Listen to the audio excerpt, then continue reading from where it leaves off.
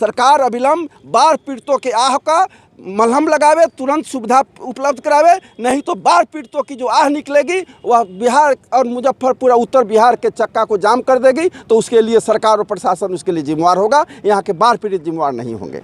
इस न्यूज़ के प्रायोजक हैं अफजल फर्नीचर। बूढ़ी गंडक नदी में जलस्तर वृद्धि के साथ ही कई इलाका पूरी तरह से बाढ़ में घिर चुका है। खड़े जहाँ पे है वह इलाका है कांटी क्षेत्र के ही लश्करीपुर पंचायत के अंतर्गत आने वाली मिठनसराय गांव की। NH से सटे हुए यह गांव जो ग्रामीण सड़क को जोड़ती है उस पर भी नाव चलने की नौबत आ गई है। बाढ़ का जो पानी है वो पूरे तरह से गाँव में घिर चुका है और लोग लगातार पलायन करने में लगे हुए हैं। नाव ही एकमात्र साधन है जिससे लोग आवागमन कर रहे हैं। सैकड़ों परिवार के जो लोग हैं वो NH 57 पे शरण ले चुके हैं और खुले आसमान के नीचे तंबू बना करके रहने के लिए विवश है। भाजपा नेता भूपाल भारती जी हैं, लगातार दौरा कर रहे हैं बाढ़ प्रभावित क्षेत्रों का। कांटी क्षेत्र में भी लगातार ये कई दिनों से लगे हुए हैं। निरीक्षण के क्रम में क्या पाए हैं, क्या स्थिति है क्षेत्र की?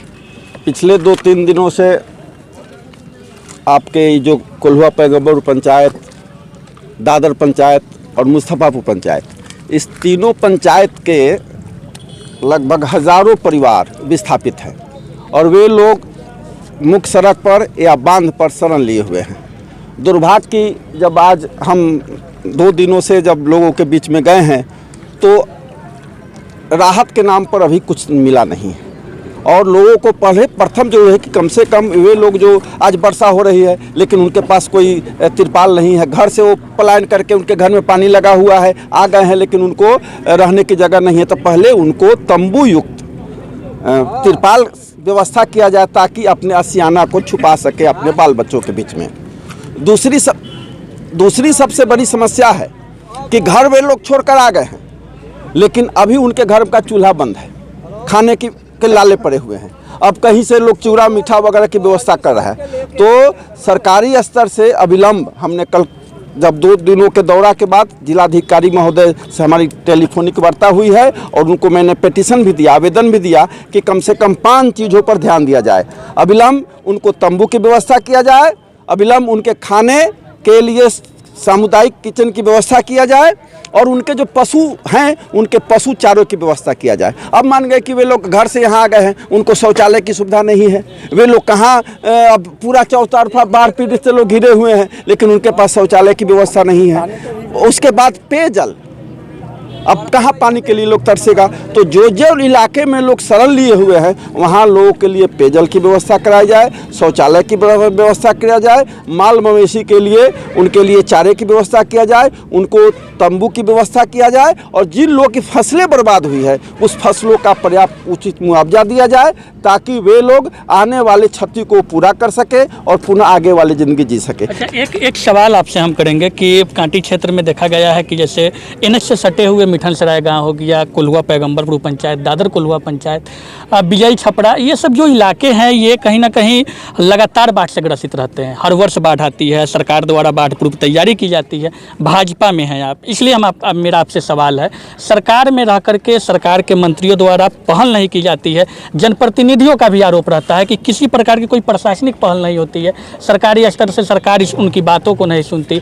आपके नज़रिए से क्या ठोस पहल होनी चाहिए? निश्चित तौर पर पहले तो है कि बाढ़ आती है, जाती है, समस्याएं आती है और वहाँ जो अपनी बर्बादी का अंबर जो छोड़ जाता है उसको लोग पूरे साल झेलते हैं। जब तक झेलते झेलते समय आता है तब तक पुनः वही बाढ़, वही जल जमाव, वही कटाव फिर उनके सामने आ जाता है, वही लाचारी, वही बेबसी, वही भूखा रहना और खाना बदोश की ज़िंदगी महीनों तक जीना। ये है। अब है कि 2 तरह की समस्याएं हैं। यहाँ की एक अलग समस्या है और प्रदेश स्तर, राष्ट्र स्तर की अलग समस्या है। यहाँ सबसे बड़ी समस्या है जो नेपाल से पानी जो आता है उसको हम लोग कैसे डैम बना कर रोक दें ताकि छोटी छोटी नदियाँ हैं, बड़ी बड़ी नदियाँ हैं, जैसे यहाँ बूढ़ी गंडक का कहर है, साहेबगंज के इलाके में नारायणी नदी का कहर है, कहीं बागमती का कहर है, कहीं बया नदी का कहर है, कहीं तो ये सब जो नेपाल के तराई से जो पानी आता है उसको अगर डैम बना दिया जाए तो मैं समझता हूँ कि एक अस्थाई समस्या का समाधान है। दूसरा, यहाँ तक हमारे वकील सहनी जी हैं, मुखिया जनप्रतिनिधि हैं, उसके बाद आपके अरुण पांडे जी सही हमारे एक वार्ड मेंबर हैं, वो जो वहाँ हैं वो लोगों ने बताया है बताया है क्या जी, इन लोगों का कहना था कि जब मुस्तफापुर से यहाँ से जब यहाँ ये आपका जो मिठन सराय से जो सीधे कलवारी घाट तक अगर टेनी बांध बनाया जाए तो कम से कम जो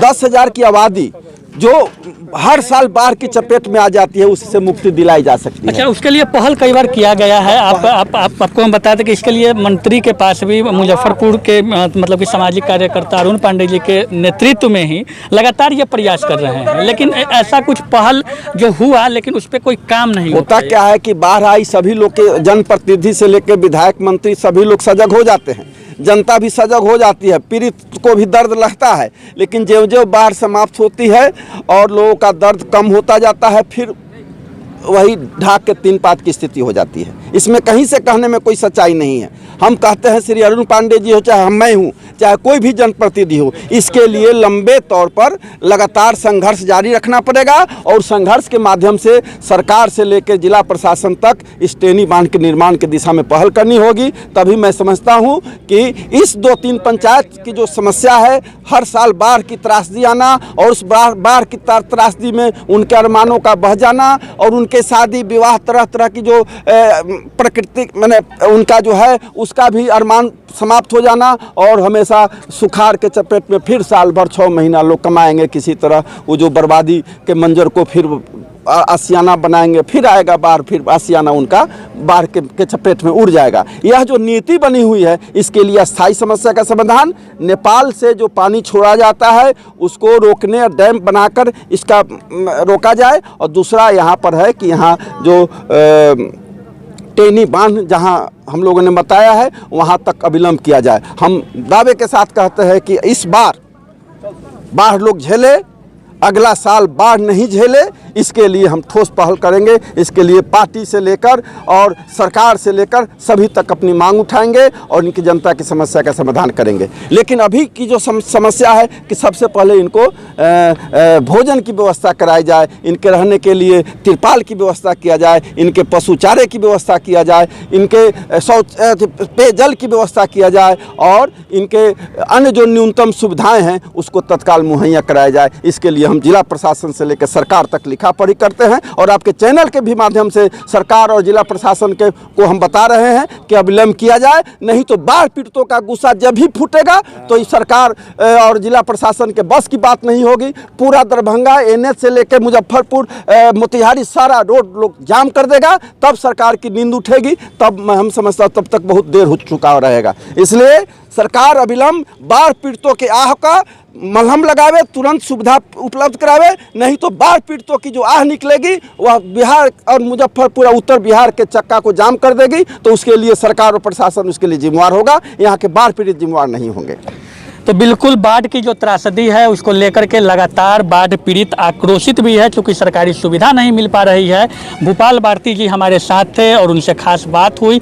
समस्या को लेकर के इनका साफ रूप से कहना है कि जिला प्रशासन के द्वारा जो सुविधा लोगों को नहीं दी जा रही है वो सुविधा को अविलंब मुहैया कराया जाए। शौचालय से लेकर के शुद्ध पेयजल की व्यवस्था हो, कम्युनिटी किचन की व्यवस्था हो, वो व्यवस्था होनी चाहिए। हालांकि भूपाल भारती जी ने एक दावा किया है कि बाढ़ अगर इस साल लोग झेल रहे हैं तो इसके लिए ये ठोस पहल करने के लिए भी तैयार है, ताकि आने वाले दिनों में स्थानीय लोगों की बाढ़ की समस्या न झेलना पड़े। अब देखना यह होगा कि बाढ़ पीड़ितों की आह, उनका दर्द सरकार कितना सुनती है और भाजपा नेता द्वारा जो दावे किए गए हैं उन दावों पे ये कितना खरा उतर पाते हैं। अब बने रहे हमारे साथ, तब तक के लिए दीजिए इजाजत, नमस्कार।